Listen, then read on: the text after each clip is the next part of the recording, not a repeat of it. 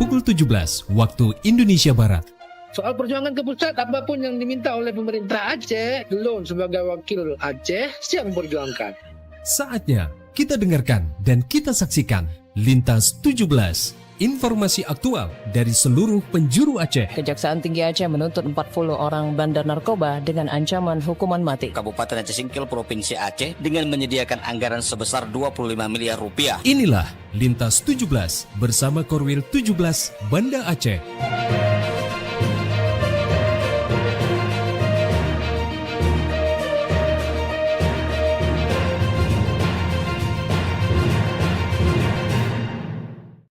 Assalamualaikum warahmatullahi wabarakatuh dari Jalan Sultan Iskandar Muda 13 Banda Aceh.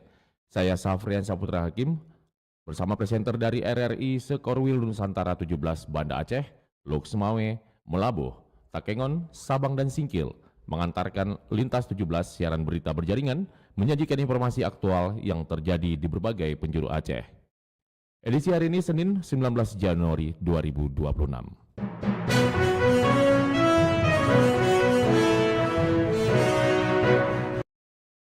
Berita utama yang dapat Anda simak sore ini diantaranya, Forum Jurnalis Perempuan Indonesia atau FJPI Aceh menyalurkan bantuan bagi korban terdampak bencana di Aceh. Kemudian PSMS menang 1-2 di kandang Persiraja.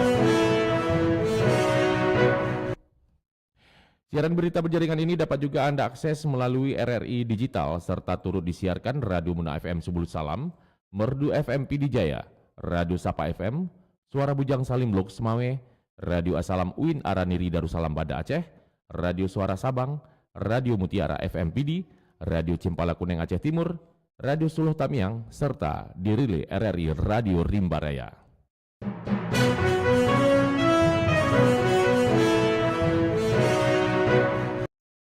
Baiklah saudara, berita pertama kami mulai dari Kuta Raja Banda Aceh.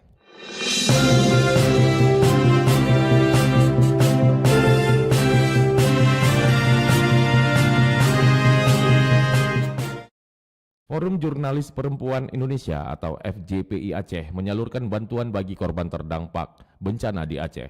Selengkapnya dilaporkan TC Maluda Putri. Forum Jurnalis Perempuan Indonesia FJPI Aceh menyalurkan bantuan bagi korban terdampak bencana banjir bandang dan longsor di sejumlah wilayah. Ketua FJPI Aceh Saniah menyampaikan penyaluran sudah dilaksanakan pada 17 hingga 18 Januari di Desa Payarabolo, Kecamatan Sawang, Kabupaten Aceh Utara. Bantuan yang disalurkan berupa sarung, kelambu, minyak goreng, Al-Quran, ikra, mukena, dan alat tulis. Menurutnya keterlibatan FJPI Aceh dalam pemulihan pasca bencana merupakan bentuk kepedulian jurnalis perempuan terhadap masyarakat terdampak. Adapun tim FJPI turut mendengarkan berbagai kisah haru dari korban yang berhasil selamat dari bencana yang terjadi pada akhir November 2025. Salah satunya warga setempat bernama Rohana. Kami malam itu pertama datang banjir itu dah jam 6 lah, naik banjir itu sampai ke situ dah jam 8 kami naik ke atas atap. Akhirnya dah di atas atap tu lama nunggu sampai jam 1. Itu kami teriak-teriak, di mana-mana bunyi teriak, tolong bantu. Ke surat suami ke mana, tolong bantu. Kenapa bang teriak-teriak? Bah api urung enggak ketepu dah nyolam lo orang mana. Jadi kamu hanale kebandakan hanale upayalah selain minta bantu karena. Selain penyaluran bantuan, FJPI bekerja sama dengan tenaga kesehatan juga turut memberi pelayanan kepada lanjut usia lansia dan psikososial bagi anak-anak penyintas bencana. Dari Banda Aceh, TC Maulidia Putri melaporkan. PSMS Medan memenangkan laga derby Sumatera saat bertandang ke markas Persiraja Banda Aceh di Stadion Hadi Murtala malam tadi dengan skor 2-1. Kemenangan PSMS membuat posisi Persiraja tergeser dari klasemen sementara Liga 2 Pegadaian. Selengkapnya dilaporkan Munjir Budiana.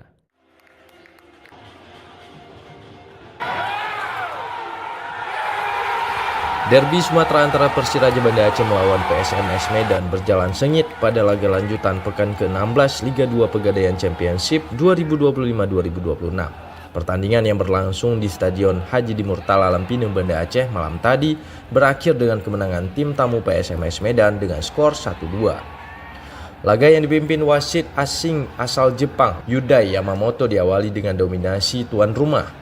Persiraja langsung mengambil inisiatif serangan sejak menit awal dan tampil percaya diri di hadapan hampir 7.000 pendukungnya.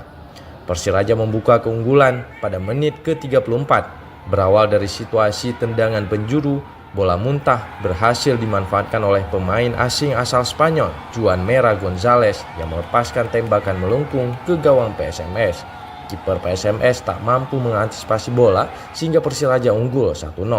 Namun dalam situasi menyerang membuat Persiraja lengah. PSMS berhasil menyamakan kedudukan pada menit ke-43 melalui skema serangan balik. Dani Saputra lolos dari jebakan offset dan sukses mencetak gol penyeimbang. Memasuki babak kedua, PSMS tampil lebih efektif.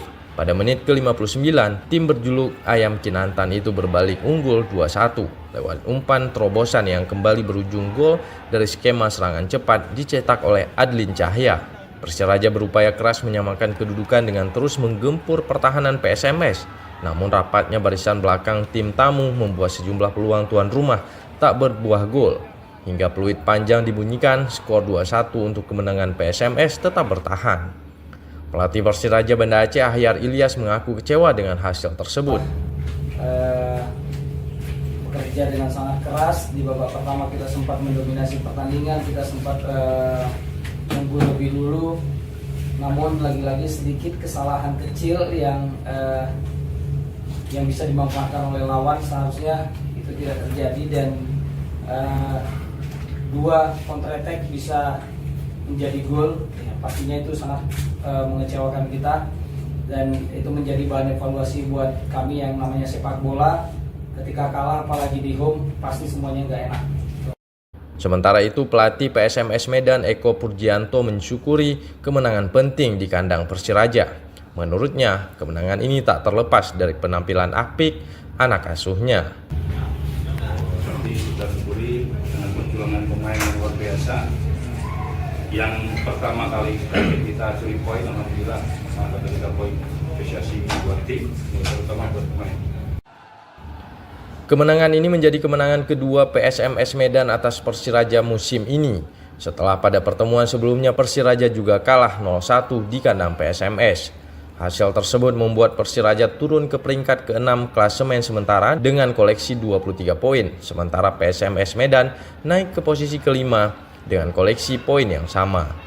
Dari Banda Aceh, reporter Munzir Budiana, Pro 3 RRI terus mengudara untuk Indonesia. Pendengar dari Kutaraja Banda Aceh, lintas 17 menuju Samudra Pase, Aceh Utara.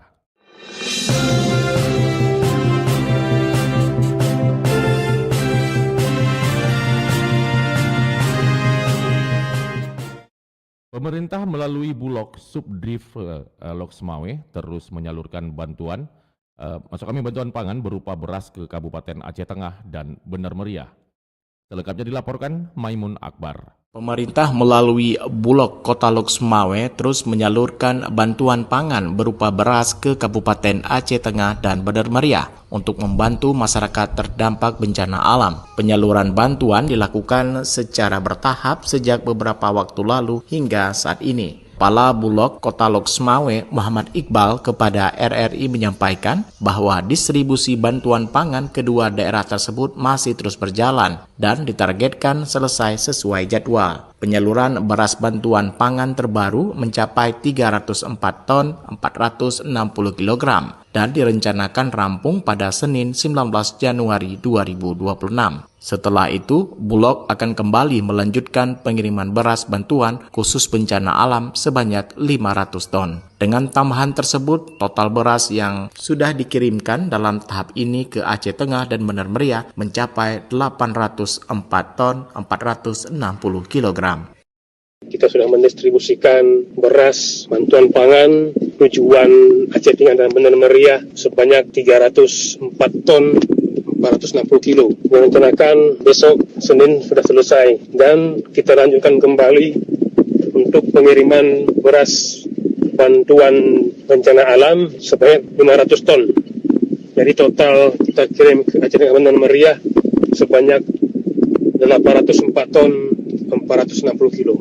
Ia menambahkan secara keseluruhan sejak awal penyaluran hingga saat ini, jumlah bantuan beras yang telah disalurkan ke Kabupaten Aceh Tengah dan Bener Meriah mencapai 2.000 ton. Muhammad Iqbal berharap bantuan pangan tersebut dapat membantu memenuhi kebutuhan masyarakat yang terdampak bencana, serta mempercepat proses pemulihan di wilayah Aceh Tengah dan Bener Meriah. Bulog memastikan proses distribusi dilakukan secara terkoordinasi dengan pemerintah daerah agar penyaluran berjalan lancar dan tepat sasaran. Maimun Akbar melaporkan. Masih dari Kota Losmawe, pendengar, Dinas Perdagangan, Perindustrian, Koperasi, dan UKM Kabupaten Aceh Utara mencatat puluhan ribu pelaku usaha terdampak banjir. Berikut kembali dilaporkan rekan Maimun Akbar. Dinas Perdagangan, Perindustrian, Koperasi, dan UKM Kabupaten Aceh Utara mencatat puluhan ribu pelaku usaha terdampak banjir yang melanda wilayah tersebut beberapa waktu lalu. Akibat bencana itu, sebagian pelaku usaha terpaksa menghentikan sementara aktivitas usahanya. Pengawas Koperasi dan UKM pada Dinas Perdagangan, Perindustrian, Koperasi, dan UKM Aceh Utara, Saiful Yusuf, kepada RRI menyampaikan bahwa banjir menyebabkan berbagai kendala serius bagi pelaku usaha, mulai dari kerusakan tempat usaha hingga kegagalan produksi. Ia menjelaskan berdasarkan data sementara yang dihimpun, jumlah pelaku usaha yang terdampak banjir mencapai 40.000. Data tersebut diperoleh dari laporan kelurahan dan geci di seluruh wilayah Kabupaten Aceh Utara. Pada saat ini banyak pelaku usaha di Kabupaten Aceh Utara mengalami berbagai kendala, di antaranya ada yang untuk sementara mereka tidak bisa melakukan usahanya diakibatkan oleh banjir kemarin, yang mana mereka mengalami kegagalan dalam usaha. Jadi data yang kami terima saat ini hampir sudah mencapai 40.000 lebih pelaku usaha yang kemarin mengalami musibah banjir. Pendataan terhadap pelaku usaha terdampak masih terus dilakukan guna memastikan tingkat kerugian yang dialami serta kebutuhan yang paling mendesak bagi para pelaku UMKM. Pemerintah daerah berharap hasil pendataan tersebut dapat menjadi dasar dalam merumuskan langkah-langkah penanganan dan pemulihan ekonomi, khususnya bagi pelaku UMKM yang terdampak langsung oleh bencana banjir. Selain itu, koordinasi lintas sektor terus dilakukan untuk mempercepat pemulihan aktivitas ekonomi masyarakat di Kabupaten Aceh Utara. Maimun Akbar melaporkan. Pendengar, dari Samudra Pasai Aceh Utara kita menuju Melabuh.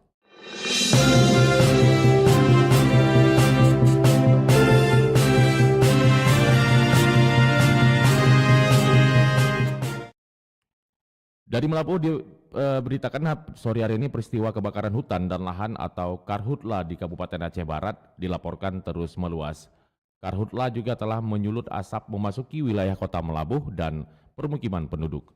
Selengkapnya dilaporkan Anwar Yunus.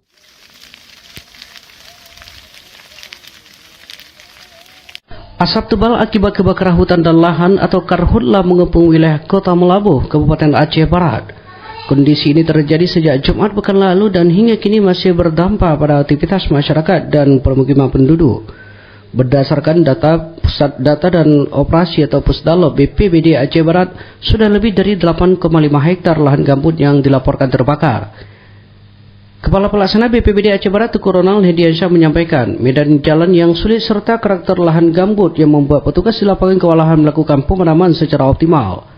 Tim gabungan terus dikerahkan untuk mencegah api meluas, sekaligus untuk mengurangi dampak dari kabut asap terhadap kesehatan warga. Akibat Karhutla tersebut, asap mulai menyelimuti sejumlah wilayah di Aceh Barat, meski kualitas udara dinilai belum berada pada tingkat berisiko bagi kesehatan. Asap telah memengaruhi jarak pandang pengguna jalan, khususnya pada pagi hari di ruas jalan Melabuh Banda Aceh. Jadi kami pantau semalam, karena kondisi kita sekarang kota Melabuh itu kan di pesisir laut. Jadi pesisir laut itu memang mungkin terdampak di saat malam hari atau pagi hari karena angin dari darat ke laut. Jadi arah dari lokasi kebakaran kita ini mengarah ke kota itu di saat malam. Jadi kami melihat memang kondisi kota Melabuh mulai berasap. Itu yang membuat kita lebih fokus untuk melakukan penanganan supaya kita berharap asap itu juga berkurang. Jadi malam yang memang terdampak, tapi kalau pagi sampai dengan sore saya yakin mungkin kondisi asapnya tidak terlalu signifikan untuk Kota Melambo. BPBD Aceh Barat mengajak seluruh elemen masyarakat untuk meningkatkan kewaspadaan dan berperan aktif dalam mencegah terjadinya kebakaran lahan dan hutan. Secara menyeluruh, total area lahan gambut yang terbakar hingga Minggu sore telah mencapai 8,5 hektar lebih. Tersebar di beberapa titik lokasi, yang pertama di Suak Raya, Kecamatan John Palawan, di wilayah kawasan hutan Desa Gampung Lapang dan juga kawasan Lehan Desa Senebuk, serta beberapa titik lokasi lainnya yang sudah berhasil ditangani. Masih dari Kota Melambo, pendengar, Dinas Kesehatan Provinsi Aceh kirim tenaga kesehatan di 7 kabupaten terdampak bencana alam. Selengkapnya dilaporkan rekan Arif Rizalul. Tim Dinas Kesehatan Provinsi Aceh mengerahkan 21 tim Emergency Medical Team atau EMT terpadu BEX ke-8 untuk memperkuat pelayanan kesehatan masyarakat yang terdampak bencana alam di 7 kabupaten meliputi Kabupaten Pidijaya, Aceh Utara, Aceh Timur, Aceh Tamiang, Aceh Tengah, Bener Meriah, dan Kabupaten Gayo Lues. Masing-masing tim terdiri dari dokter perawat, bidan, apoteker atau tenaga farmasi, psikolog, dan tenaga kesehatan lainnya, sehingga jumlah semua personil yang diturunkan mencapai 210 orang. Kepala Dinas Kesehatan Provinsi Aceh, Ferdius, mengatakan pengiriman tim tersebut difokuskan untuk menjangkau desa-desa yang sangat terpencil dalam meningkatkan frekuensi pelayanan kesehatan di wilayah sasaran terdampak bencana alam itu. Dengan adanya pengiriman tim dari Dinas Kesehatan Provinsi, sehingga untuk memperkuat tenaga kesehatan di masing-masing kabupaten yang terdampak bencana alam itu. Dan hal ini juga merupakan respon tanggap pemerintah Provinsi Aceh dalam meningkatkan pelayanan kesehatan di masyarakat. Reporter RRI Melambo, Arif Rizalul melaporkan. Pengelola makam harapkan pemerintah segera rehabilitasi komplek makam Teku Umar. Berikut laporan Tama Maulizar. Pengelola Komplek Makam Pahlawan Nasional Teku Umar Johan Pahlawan berharap pemerintah daerah segera melakukan perbaikan pada salah satu bagian komplek yang rusak akibat tertimpa pohon tumbang beberapa waktu lalu. Hal itu disampaikan oleh Tengku Zamzami, salah seorang pengurus di komplek makam tersebut. Alhamdulillah kami mengharapkan semoga ini kan bulan 2 Januari, bulan 2, tengah sebelah bulan 2 kan udah hari haulnya beliau kan. Ini harapan kami agar sama-sama kita untuk memperbaiki balik atau merenovasi balik ya tempat yang kemarin yang jatuh kayu. Zamzami mengatakan selain untuk persiapan haul, perbaikan atau renovasi ini juga diperlukan untuk kenyamanan para peziarah saat berada di lokasi komplek makam tersebut. Ia mengatakan bahwa pada tahun-tahun sebelumnya mendekati pelaksanaan haul Teku Umar, komplek tersebut selalu dilakukan renovasi atau perbaikan. Namun untuk tahun ini hingga saat ini belum terlaksana perbaikan atau renovasi tersebut. Sementara itu, Weni Zulianti, Kepala RRI Melambo, saat mengunjungi komplek makam pahlawan nasional tersebut menyampaikan harapannya agar pengelolaan terus membaik sehingga memperkuat minat generasi muda mengenal sejarah pahlawan Teku Umar. Jadi harapan saya ya pengelolaan akan semakin baik karena menjelang haul Teku Umar di bulan Februari nanti, dan tentu kondisi Aceh juga membaik sehingga generasi muda yang lebih mau mengenal pahlawan bisa lebih mudah ke sini dengan kondisi yang sudah lebih baik lagi. Ia juga berharap dengan kondisi Aceh lebih baik pasca bencana banjir juga dapat meningkatkan jumlah pengunjung ke objek wisata sejarah tersebut. Reporter RRI Melambo, Tama Maulizar melaporkan. Dari Melambo, lintas 17 bergerak menuju dataran tinggi Tanoh Gayo.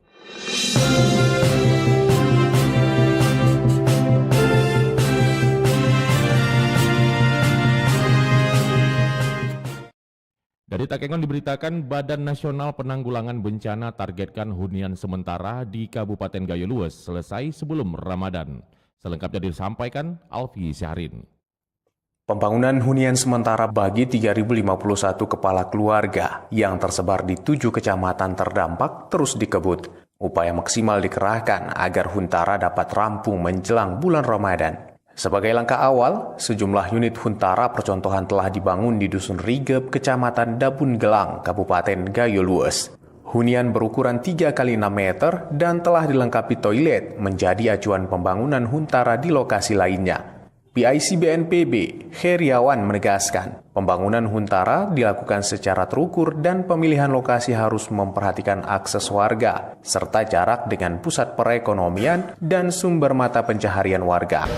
Kita akan siapkan di 7 kecamatan ya, dari 3.051 itu, dan kemudian kita saat ini kita coba untuk bisa memanggil masyarakat ya, melalui vendor-vendor siapa yang akan membantu untuk proses percepatan pembangunan Huntara di Boyolali ini. Saat ini satu kompol sudah berdiri di desa di dusun Rigep ya, kecamatan Dabun Gelang. Itu ada satu model Huntara yang sudah dibangun oleh tim vendor, dan modelnya seperti itu, jadi ada ukuran 3 x 6, ada toiletnya, dan kami berharap Ramadan ini bisa selesai. Saat ini sebut Heriawan, distribusi material masih terus didatangkan dari luar Gayo Lues. Namun, progres terus berjalan seiring mulai terbukanya akses transportasi kendaraan roda 4 melalui Kutacane. Untuk mempercepat pembangunan, BNPB juga membuka opsi penggunaan bahan lokal seperti papan kayu agar tidak sepenuhnya bergantung pada material dari luar daerah. Agar Huntara cepat tuntas, katanya, TNI dan kepolisian turut terjun langsung bangun hunian tersebut. Kolaborasi lintas sektor ini menjadi kunci percepatan penyelesaian hunian warga. Alfi Sahrin, RRI Takengon, melaporkan. Pemkab Aceh Tengah gelar baksos, pengobatan, dan khitanan massal di Linge. Selengkapnya dilaporkan Muhammad Sanusi. Anak pengungsi di Kampung Pantan Nangka, Kecamatan Linge, Aceh Tengah mengikuti khitanan massal gratis yang dipusatkan di halaman SD Negeri 11 Linge kemarin. Kegiatan sosial ini diinisiasi oleh Forum Kepala Puskesmas Aceh Tengah bekerja sama dengan Dinas Kesehatan setempat. Dalam baksos itu ada 15 anak yang dikhitan. Baksos ini juga dilanjutkan dengan trauma healing dan pemeriksaan kesehatan gratis. PLT Kepala Dinas Kesehatan Aceh Tengah Miftahuddin menjelaskan bahwa kegiatan ini merupakan bentuk kerja sosial berkelanjutan bagi masyarakat terdampak bencana. Dikatakan dari 25 anak yang terdaftar di Pantan Nangka, 15 anak telah menjalani khitanan, sementara sisanya akan dilakukan secara bertahap. Ya, hari ini kami melakukan pengobatan massal sekaligus sunat massal untuk masyarakat di Pantan Nangka, Mungkur, dan Gewat. Ini tujuannya adalah kerja sosial dan solidaritas untuk masyarakat yang terkena dampak bencana di Kecamatan Linge. Pak Bupati juga menyarankan agar semua tempat dan desa yang terdampak bencana dapat kita lakukan kegiatan sama seperti yang hari ini kita lakukan. Miftahuddin menyebut sesuai arahan Bupati, kegiatan serupa direncana akan dilaksanakan di seluruh wilayah terdampak banjir. Muhammad Sanusi, RRI Takengon melaporkan. Anda sedang mendengarkan Lintas 17 dari Korwil 17 Banda Aceh.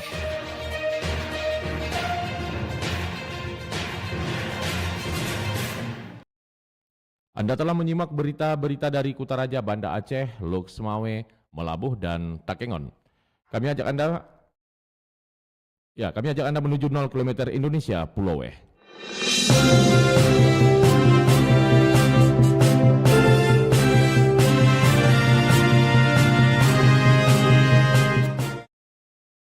Antusias masyarakat membayar pajak kendaraan bermotor di awal tahun.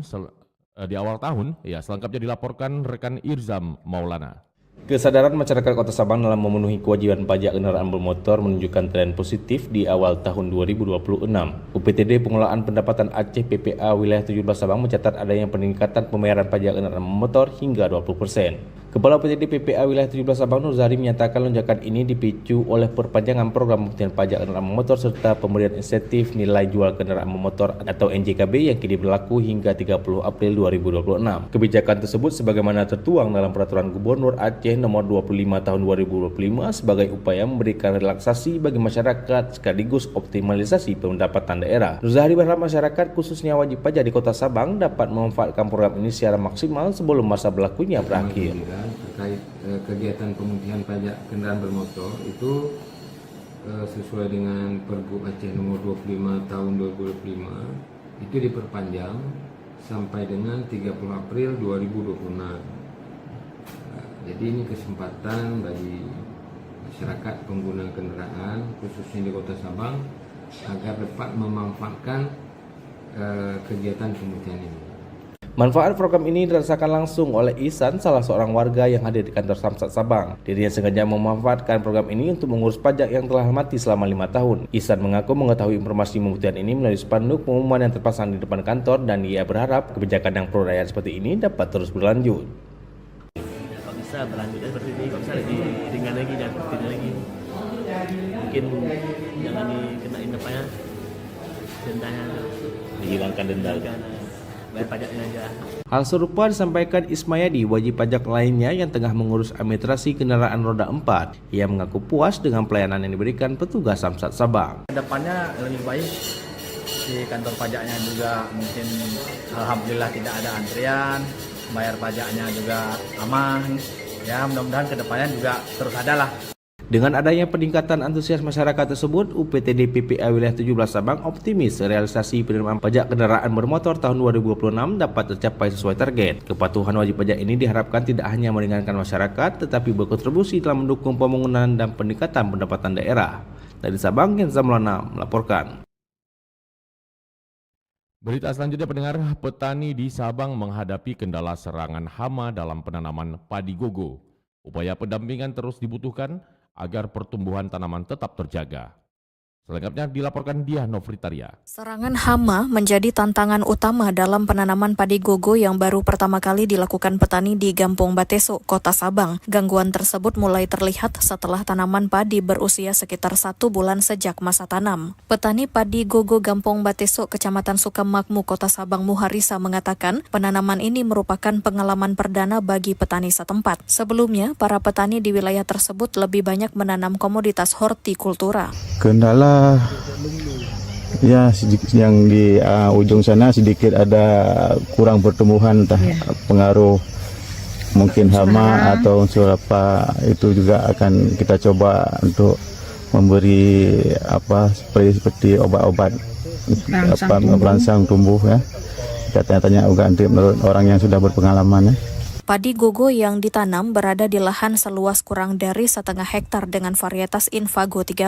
Sistem penanaman dilakukan dengan mengandalkan air hujan tanpa pengairan tambahan. Untuk mengatasi gangguan hama, petani berencana melakukan pengendalian dengan pemberian obat-obatan serta berkonsultasi dengan pihak yang lebih berpengalaman. Petani juga berharap adanya pendampingan dari dinas terkait agar serangan hama tidak meluas. Sementara itu, Kepala Bidang Tanaman Pangan dan Hortikultura Dinas Pertanian dan Pangan Kota Sabang Widya menyebut serangan hama memang menjadi kendala umum dalam budidaya padi. Namun pemerintah telah menyiapkan langkah penanganan bagi para petani. Memberikan bimbingan dan arahan dan dukungan obat-obatan seperti insektisida dan fungisida. Serta selama ini kegiatan padi ini merupakan kegiatan bantuan APBN di tahun 2025 yang lalu.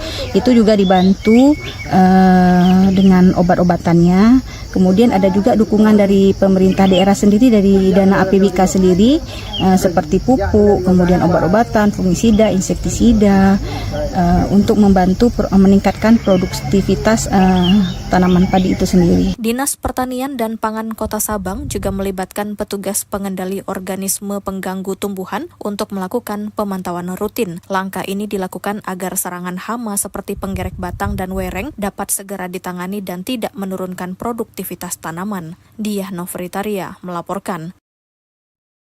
Dari 0 km Indonesia, Sabang, Lintas 17 bergerak menuju kawasan bumi Syekh Abdul Rauf As-Singkili.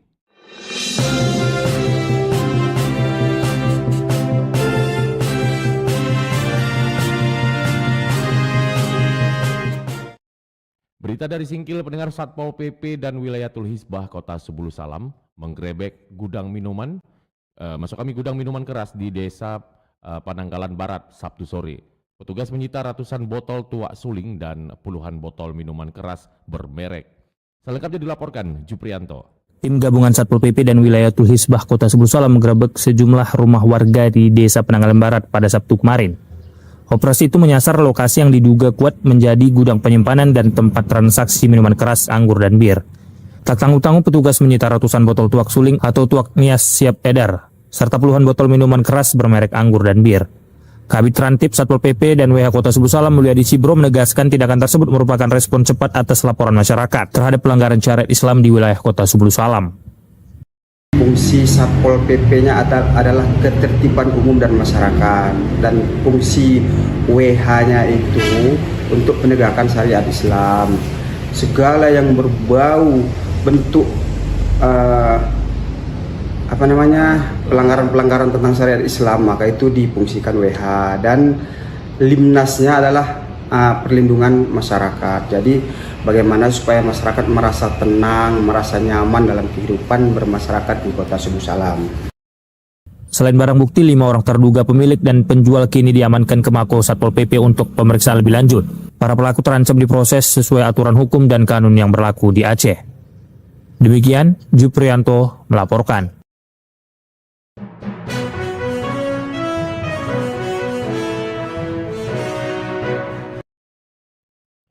Dengan berakhirnya laporan tadi, berakhir sudah lintas 17 sore ini. Berita utama dari RRI sewilayah batas Selasar, Korwil 17, Banda Aceh. Atas perhatian Anda kami ucapkan terima kasih. Wassalamualaikum warahmatullahi wabarakatuh. Sekali di udara, tetap di udara. Demikian lintas 17 sore ini. Produksi Korwil 17, Banda Aceh.